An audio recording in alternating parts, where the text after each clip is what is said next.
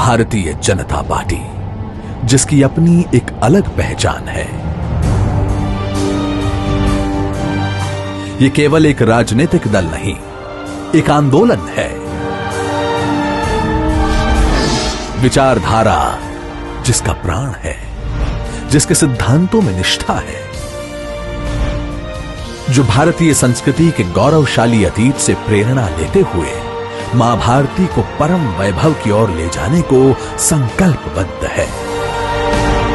भाजपा एक आंदोलन।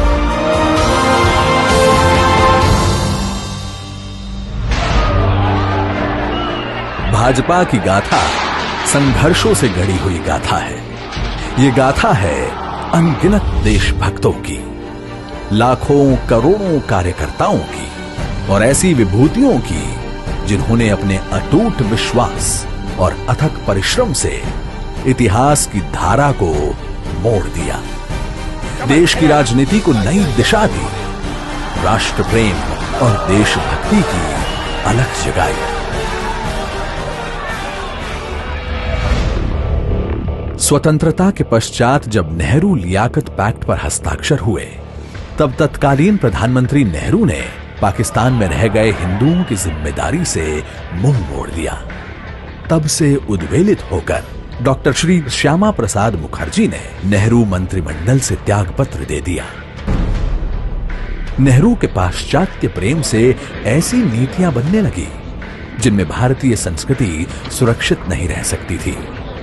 कांग्रेस गांधीवाद को विस्मित कर नेहरूवाद के रास्ते पर चलने लगी।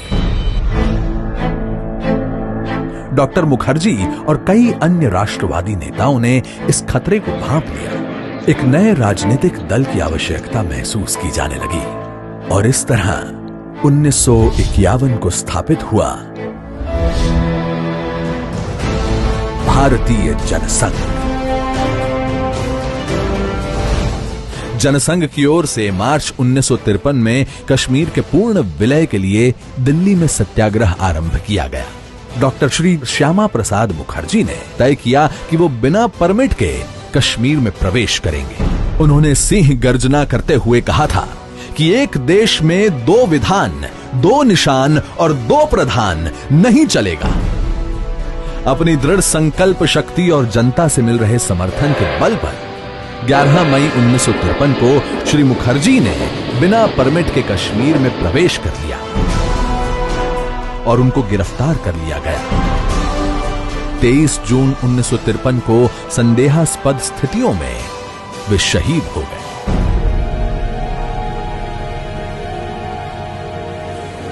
देश में शोक की लहर दौड़ गई।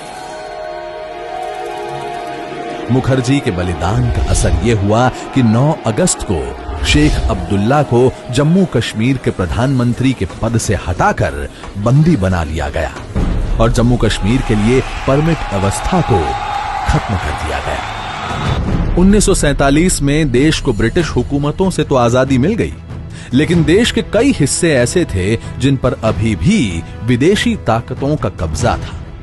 इन क्षेत्रों की मुक्ति के लिए पार्टी ने गोवा मुक्ति आंदोलन चलाया, पौंडीचेरी दादर हवेली की स्वतंत्रता के लिए अभियान चलाया, पश्चिम बंगाल के बेरुबारी को पाकिस्तान के हाथों में सौंपने का तीव्र विरोध किया, कच्छ समझौते के विरुद्ध आंदोलन किया और गौ हत्या के विरुद्ध अभियान चलाया।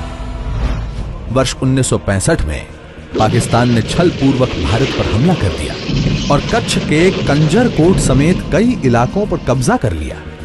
जनसंघ ने इसका विरोध किया और देश भर से जुटे 5 लाख लोगों ने दिल्ली आकर फौज न हारी, कौम न हारी, हार गई सरकार हमारी का नारा दिया। जनसंघ के समर्थन से तत्कालीन प्रधानमंत्री लाल बहादुर शास्त्री को हिम्मत मिली और भारतीय सेना ने पाकिस्तान पर विजय पा ली। और इसके बाद देश में आया वो दौर जिसे भारतीय लोकतंत्र का सबसे स्याह दाग माना जाता है, आपातकाल। आपातकाल के दौरान तमाम बड़े विपक्षी नेताओं को जेल में डाल दिया गया और उन्हें यातनाएं दी गई। राष्ट्रीय स्वयंसेवक संघ पर भी प्रतिबंध लगा दिया गया। जनसंघ के हजारों कार्यकर्ताओं ने अग्रिम पंक्ति में खड़े होकर आपातकाल के दंश को झेला। और 1977 के चुनाव में जनता पार्टी के नेतृत्व में देश को नई सरकार मिली। पर भारतीय राजनीति का यह पहल प्रयोग ज्यादा दिन नहीं चल पाया और आपसी लड़ाई व कांग्रेस के षड्यंत्रों के कारण सरकार गिर गई और 6 अप्रैल 1980 को जनता पार्टी से अलग होकर भारतीय जनता पार्टी का गठन हुआ। 1987 में देश में राजीव गांधी की सरकार थी। बोफोर्स मामले में उनकी सरकार पर भ्रष्टाचार के आरोप लगे और शाहबानो केस ने उनकी अल्पसंख्यक वोट बैंक की राजनीति का पर्दाफाश कर दिया। 25 सितंबर 1989 को पंडित दीनदयाल उपाध्याय की जयंती के मौके पर श्री लाल कृष्ण आडवाणी ने गुजरात के सोमनाथ से राम रथ यात्रा शुरू की। देश के जिस भी भाग से ये यात्रा निकली, इसे अपार जन समर्थन मिला। इस यात्रा ने न केवल भारतीय जनता पार्टी की राजनीति को बदल कर रख दिया, बल्कि देश के भविष्य को भी एक नई राह दी। 1991 का वो दौर जब आतंकवाद अपने चरम पर था, उसी दौरान भाजपा ने कश्मीर के लाल चौक पर तिरंगा फहराने का निर्णय लिया। दिसंबर 1991 में भाजपा के तत्कालीन अध्यक्ष डॉक्टर मुरली मनोहर जोशी के नेतृत्व में एकता यात्रा निकाली गई। श्रीनगर के लाल चौक पर 26 जनवरी 1992 को तिरंगा फहराकर डॉक्टर जोशी ने भारत की एकता और अखंडता का संदेश दिया।